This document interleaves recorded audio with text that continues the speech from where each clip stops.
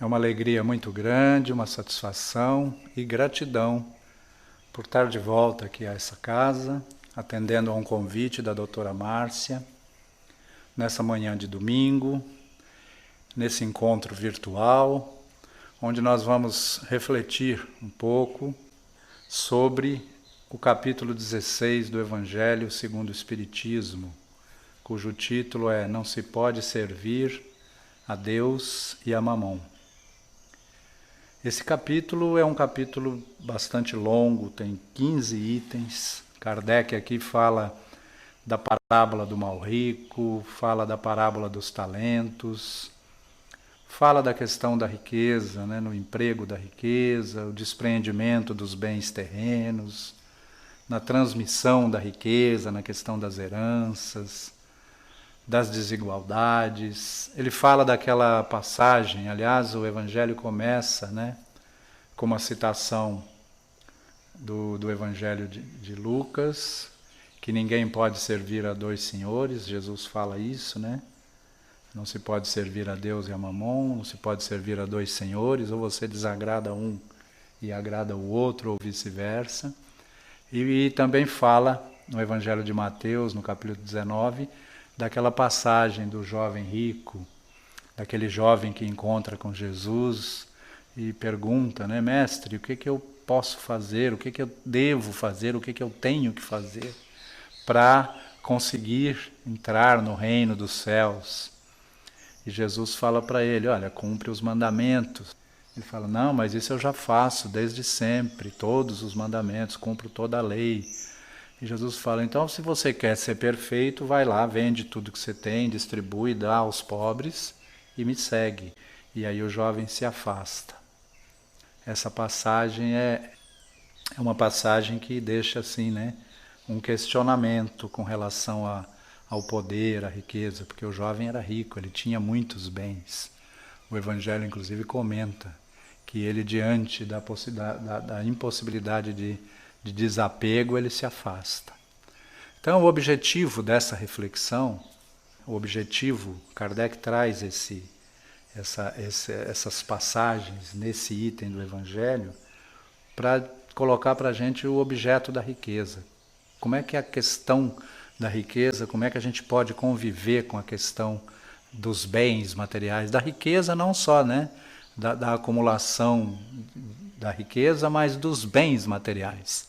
Porque os bens materiais, as coisas, né, é o que nos leva à individualidade, ao egoísmo, ao orgulho, de querer ter, de querer ser, a imaginar que ser é ter muitas coisas, é o que nos leva a essa vida hoje. A gente trazendo isso para os nossos dias, porque é claro que no tempo de Jesus, as relações de troca, as relações de pagamento e etc., era muito mais simples do que hoje, né?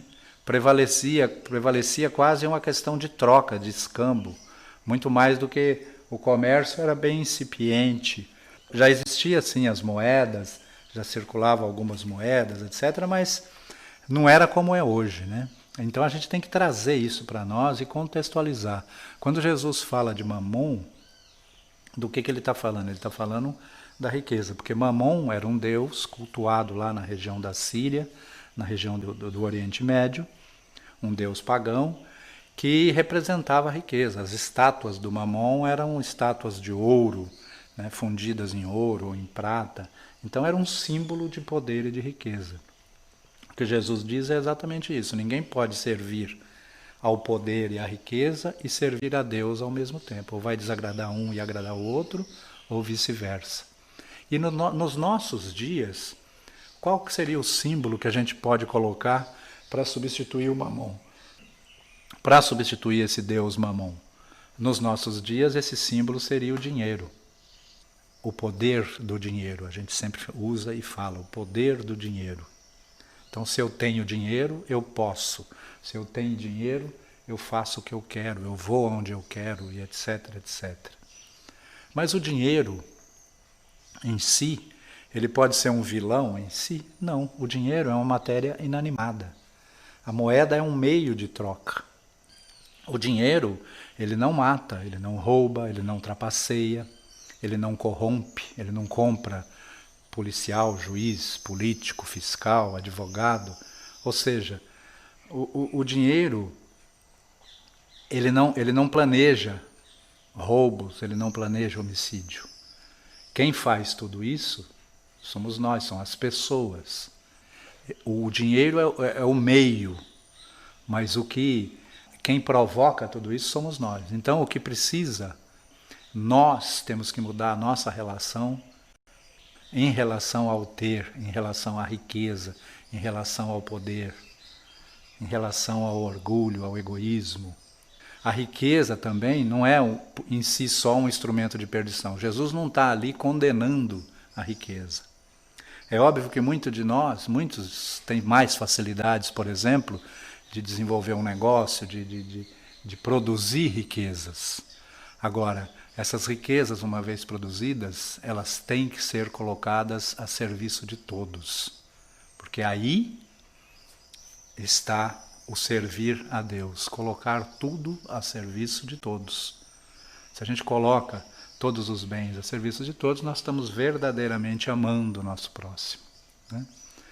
Qual que porque a gente fala, a gente quer ter, a gente quer propriedades, quer casa, quer carro, quer apartamento, e se mata e se acaba em função disso. Chegamos ao limite do estresse, ao limite do desgaste em função de ter as coisas. Mas qual é a verdadeira propriedade? A verdadeira propriedade é aquela que a gente pode levar conosco. Ou seja, a inteligência, o conhecimento, as qualidades morais. Essas são as nossas verdadeiras propriedades. As coisas materiais são usufruto. Nós não somos dono. Porque nós chegamos, elas já estavam aí, e nós vamos partir e elas vão ficar. Tudo que nós possuímos, tudo que nós acumulamos, tudo que nós produzimos em termos de matéria, em termos materiais, nos foram dados por empréstimo. Nós somos usufrutuários, é para nosso usufruto. Tudo isso vai ter que ficar aí para os que virão depois de nós. E mais, nós temos o compromisso de cuidar para que tudo fique bem, para que tudo fique de forma que possa ser usado. Então, na nossa cidade nós temos um rio caudaloso, que já foi usado como meio de transporte, né? que eram as estradas, né? E nós temos que preservar esse rio, é de onde é tirado a água que nós bebemos, que é tratada e que vem das nossas casas. Nossa obrigação é cuidar e preservar esse rio para os que virão depois de nós. Nós temos que manter o nosso planeta, manter o nosso meio ambiente e o nosso ambiente em condições para os que virão, porque é responsabilidade nossa. Facilitar as comunicações, cuidar para que as populações que crescem e crescem cada vez mais, o planeta cada vez mais habitado, possa se alimentar, possa ter meios de se alimentar, então terras férteis, né? Oxigênio, tudo isso. Quando a gente fala de cuidados, nós estamos falando de tudo isso. Aristóteles, lá na antiguidade, já dizia: a virtude é a justa medida do equilíbrio. Então Jesus não condena a riqueza, ele não condena o ter. O que ele condena é o egoísmo, o orgulho, a avareza é pegar tudo isso, recolher como tudo meu e não dar oportunidade ao outro. O remédio que cura, em excesso, é um veneno que mata. Isso também é de Aristóteles. Na antiguidade ele já falava isso para a gente, que quando há excesso, a virtude deixa de existir. Jesus, na sua imensa sabedoria, sempre nos advertiu sobre o grande perigo do apego material.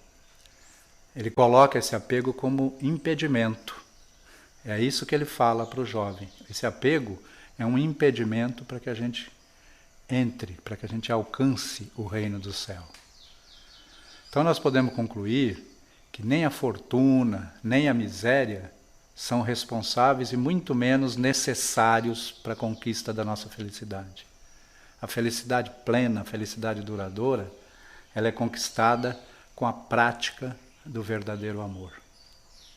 O amor que a gente constrói na nossa caminhada, no nosso dia a dia, com os nossos irmãos, na prática do bem, na prática da caridade, usando esses bens, essas riquezas que foram colocadas muitas vezes à nossa disposição, a serviço de todos.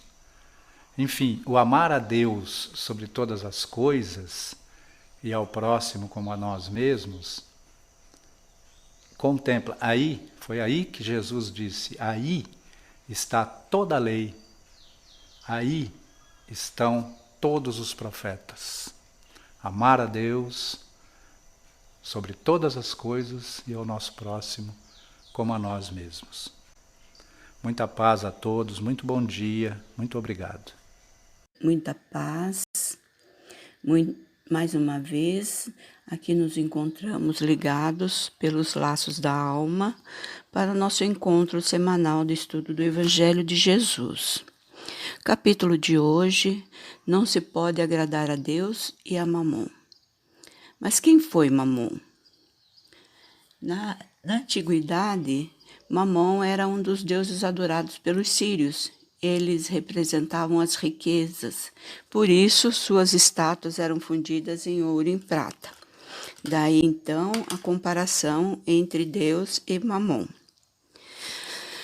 No capítulo de hoje é muito pertinente ao nosso dia a dia. Ele vem nos ajudar no entendimento das riquezas terrenas e nossa evolução como espíritos eternos que somos. Possuir riqueza não atrapalha a evolução do espírito, mas sim ser possuído por ela.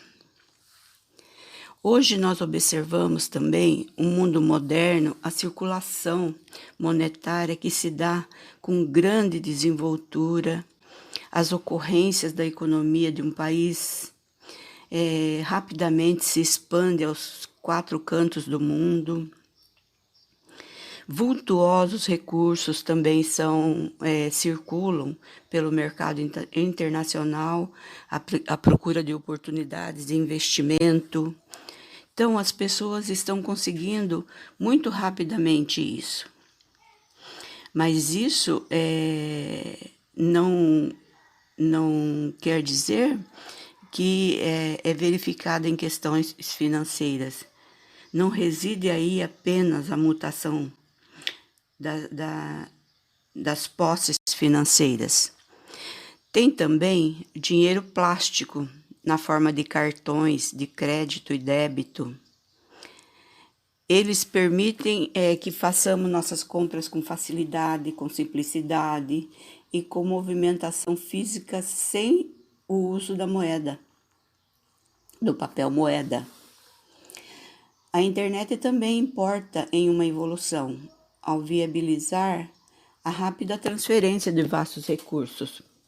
Temos também, atualmente, as contas digitais, que foi, assim, um grande avanço para que todos possam ter conta bancária e sem pagar aquelas taxas absurdas que os bancos cobram, facilitando muito a vida das pessoas. A gente não pode ignorar a importância do dinheiro na vida humana. porque as pessoas que vivem na miséria é um ambiente propício para desenvolver, para retardar a evolução espiritual e moral. A pessoa não tendo o mínimo necessário para a sua sobrevivência, muitas vezes se coloca contra Deus. A miséria não é um ambiente propício à paz. Então, por isso, o dinheiro também é importante. Não falta pessoas que tenham preconceito, né, quanto aos recursos amoedados. E fala-se também que o dinheiro é algo sujo, como se possuísse qualidades morais. O dinheiro é apenas uma ferramenta para quem tem usar para a sua evolução.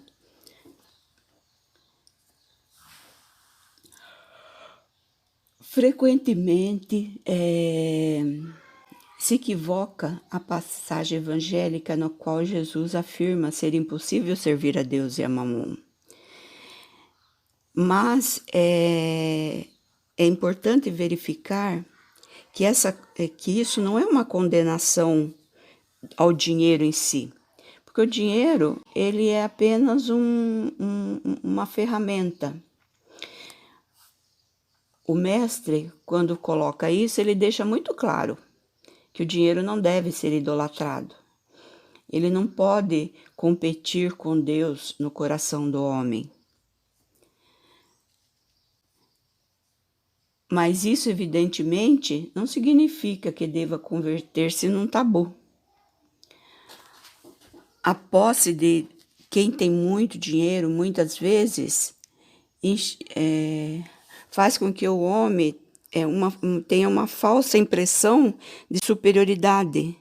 Mas nós sabemos que isso é muito relativo, porque ao mesmo tempo que nós temos muito, dali a pouco nós não temos nada. Deus está acima de tudo e de todos. O rico que é vicioso costuma ser bem recebido nos lugares, mas acho que isso importa. Isso talvez lhe dê a sensação de tudo poder e de que as regras morais não se aplicam. Mas o que importa realmente são as regras morais. Quem tem tudo hoje pode não ter nada amanhã. O que temos de matéria, num sopro, nós podemos ficar sem nada. E também, se não souber fazer uso dessa quantia exorbitante que muitas pessoas têm, pode levar justamente à derrota do espírito na sua escala evolutiva. Vejam bem, uma pessoa tem muito dinheiro, se acha o dono do poder, o dono de tudo, mas quando menos espera, algo acontece na sua família e ele perde todo esse dinheiro. Adiantou alguma coisa? Se sentir orgulhoso, dono de tudo, como se ele fosse o maior de todos. Devemos sempre caminhar lembrando que Deus é o nosso caminho, Deus é que nos dá tudo, Deus que faz com que tenhamos tudo. E Jesus veio à Terra justamente para nos ensinar isso, que a vontade de Deus é que prevalece sobre tudo e sobre todos nós. O poder também não é uma prova fácil, é uma prova bem difícil, porque deve ser muito bem aplicada, deve ser muito bem usada, para que e seja útil à sociedade onde vivemos. Por exemplo, as indústrias, elas empregam milhares de pessoas, assegurando dignidade aos trabalhadores. O homem que trabalha de empregado, ele se sente mais feliz ao receber o salário que mereceu do que ficar pelas ruas estendendo as mãos para receber esmolas, para pedir esmolas. É muito digno, é muito ser feliz em ter o seu salário garantido todo mês para levar o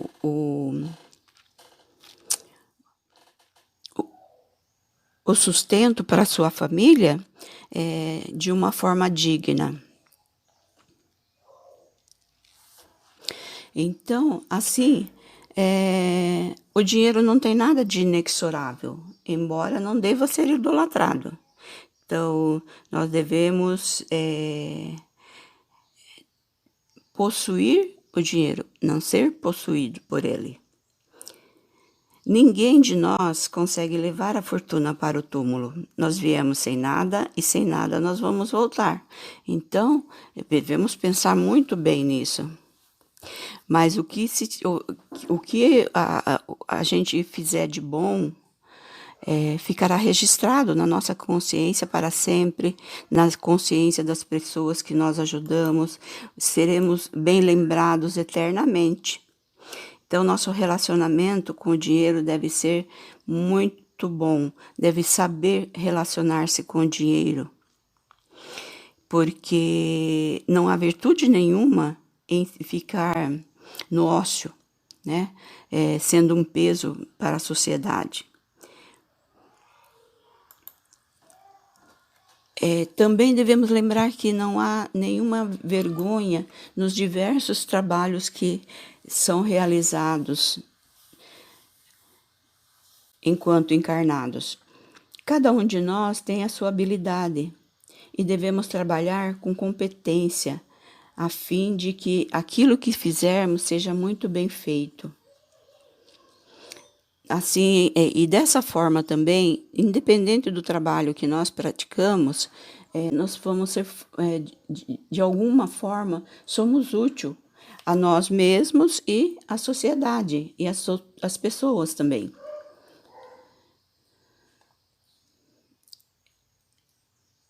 Devemos também aprender a partilhar os tesouros da espécie que servir a Deus implica ser um bom depositário de todos os talentos recebidos. Então, nós devemos sempre pensar nisso. O dinheiro não é uma coisa suja, mas é um bem que foi deixado para nós na terra, para que a gente use da melhor forma em favor dos nossos irmãos, em favor dos nossos familiares, sem querer amealhar, porque, como já foi dito ali atrás, não levamos nada para o túmulo. Tudo que construirmos na terra ficará. Então, devemos pensar nisso para que a gente consiga melhorar as nossas formas de agir perante ao poder do dinheiro e que possamos aplicá-lo da melhor maneira em prol daqueles que dependem ou que se chegam a nós. Muita paz a todos, que Deus abençoe e que tenhamos um ótimo domingo e que tenhamos uma nova oportunidade. Agradeço imensamente a casa pelo convite. Deus abençoe a todos. Muita paz.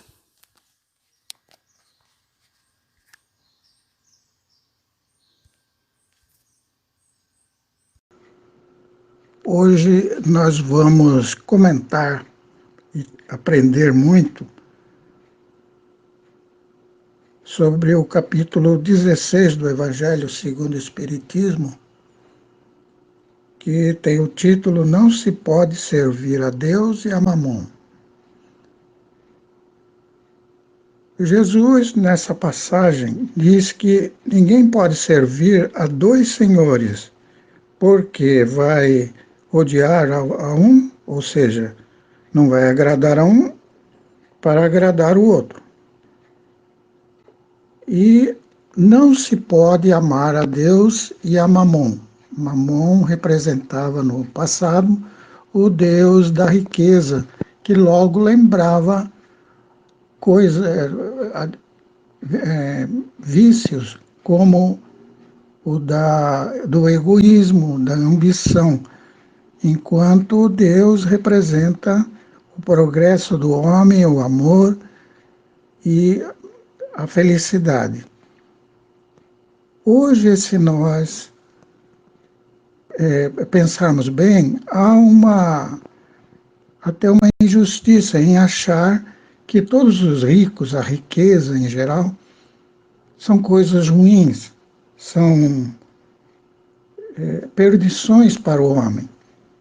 Por quê? Com uma certa razão, porque há muitas pessoas que a riqueza as tornam arrogantes pelo fato de serem ricas,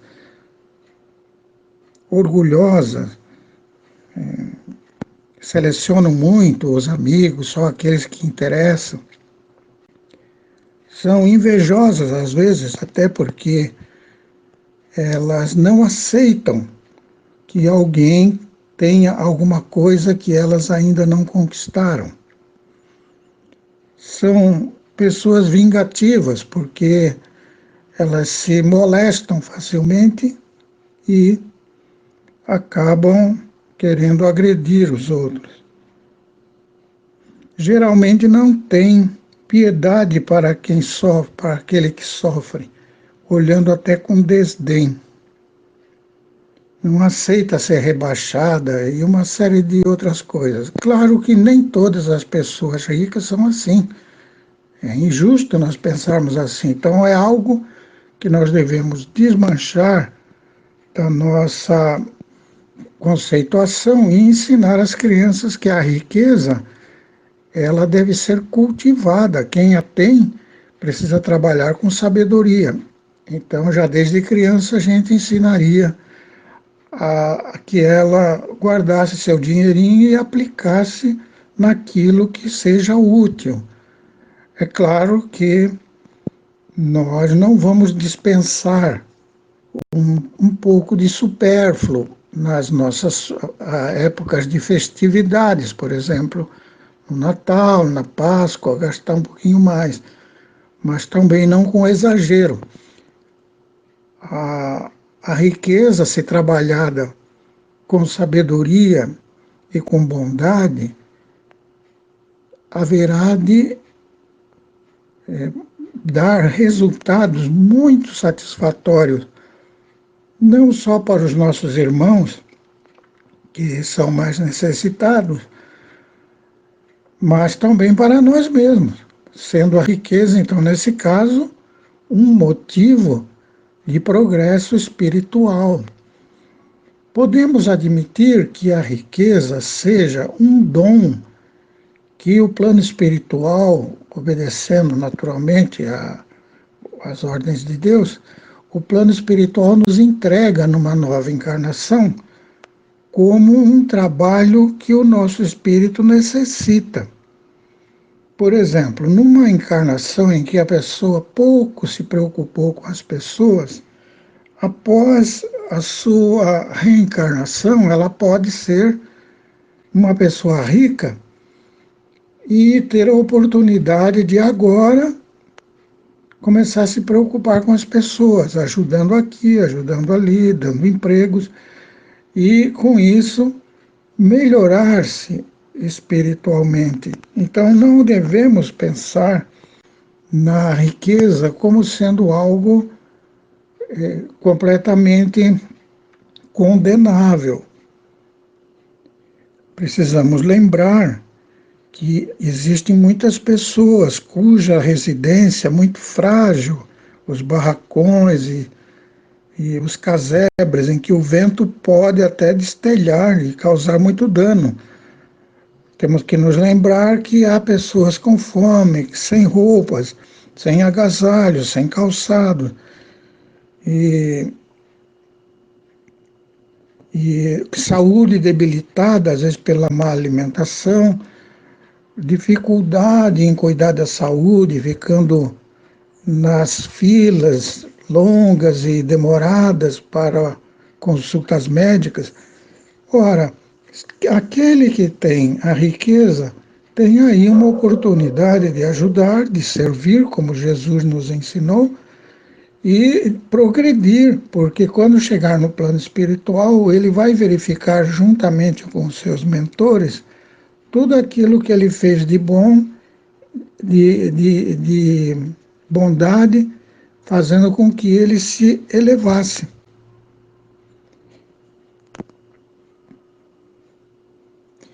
Então, se nós pensarmos bem, a riqueza, ela pode ser então uma missão, um talento que o nosso Pai nos proporcionou para que frutificasse, quer dizer, fizesse com que a pessoa se elevasse espiritualmente.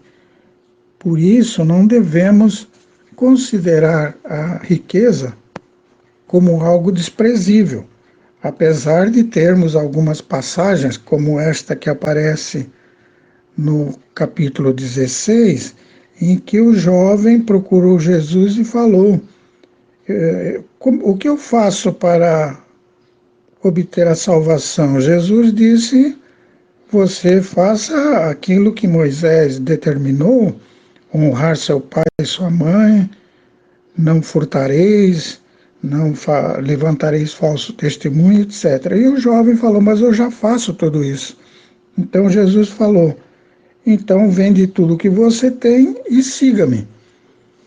É claro que aí nós não vamos analisar ao pé da letra, porque se aquele que recebeu o talento da fortuna não souber administrá-lo, como nós já nos referimos, ele pode entregar tudo para as outras pessoas sem controle.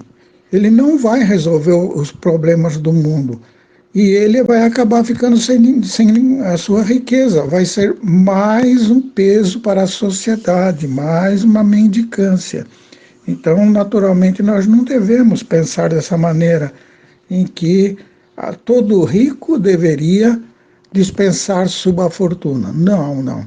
Ele tem que saber administrá-la, ajudar as pessoas que precisam, e toda a sua riqueza, então, será em benefício da humanidade, e ele vai ser, então, um vencedor quando chegar no plano espiritual, e vai ficar orgulhoso de ter servido. A parábola do mal rico, que aparece também nesse capítulo, nos diz que um rico morreu e também Lázaro, que ficava às suas portas esperando migalhas e que não recebia, também morreu, sendo que Lázaro foi para Abraão, ou seja, deve ter estado no plano espiritual em situação mais favorável, pelo fato de ter sabido sofrer, enquanto o mal rico ficou em má situação, provavelmente seja por admitir todo o seu erro de não ajudar as outras pessoas. Então, é isso que nós estamos nos referindo. Quando nós voltarmos ao plano espiritual, temos de nos encontrar com os nossos mentores e fazer assim um balanço do que nós fizemos. Aquele que nasceu rico foi realmente uma missão muito difícil, como diz Allan Kardec no capítulo de agora. Então, que nós sejamos o mais possível ajudar as pessoas. Aquele que pode mais, ajuda mais. Aquele que pode menos, ajuda menos. Mas há várias maneiras de ajudar, não só com as coisas materiais, como as coisas espirituais. Como, por exemplo, dar forças, palavras de encorajamento às outras pessoas que estão em dificuldade, orar por aqueles que sofrem, vibrar por aqueles que estão com problemas na vida. Servir significa fazer o bem ao próximo, que no fundo vai redundar em benefício de nós mesmos. Que assim seja.